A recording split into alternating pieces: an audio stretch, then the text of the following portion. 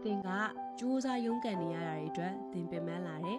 ။ဒါမှမဟုတ်အခုခေတ်အချိန်ကာလကြီးထဲမှာသင်ရုန်းကန်လှုပ်ရှားနေရတာကတည်ကြတဲ့အနာဂတ်ကိုသင်ကိုမပေးနိုင်ဘူးဆိုပြီးတော့သင်ကမျောလင်းချက်မဲ့နေတဲ့သူတစ်ယောက်ဖြစ်နေမယ်ဆိုလို့ရှိရင်ကျမ်းစာထဲမှာဘုရားသခင်ပေးထားတဲ့ဂရုတော်ကျမ်းပိုက်တစ်ခုကိုကျွန်မကဖတ်ပြချင်ပါတယ်။ဒါကဟေရှာယနာဂတိကျမ်းအခန်းကြီး40အခန်းငယ်31မှာရှိတာဖြစ်တယ်။ထာဝရဘုရားကိုမျှော်လင့်တော်သူတို့မူကားအားပြေးကြလိမ့်မည်။ရွှေလင်းတကဲ့သို့မိမိတို့အတောင်ကိုအသစ်ပြုပြင်ကြလိမ့်မည်။ပြေးတော်လဲမပင်ပန်းခရီးသွားသောအခါမမောရကြ။နောက်တစ်ခေါက်ထပ်ပြချင်တယ်။ထာဝရဘုရားကိုမျှော်လင့်တော်သူတို့မူကားအားပြေးကြလိမ့်မည်။ရွှေလင်းတကဲ့သို့မိမိတို့အတောင်ကိုအသစ်ပြုပြင်ကြလိမ့်မည်။ပြေးတော်လဲမပင်ပန်းခရီးသွားသောအခါမမောရကြ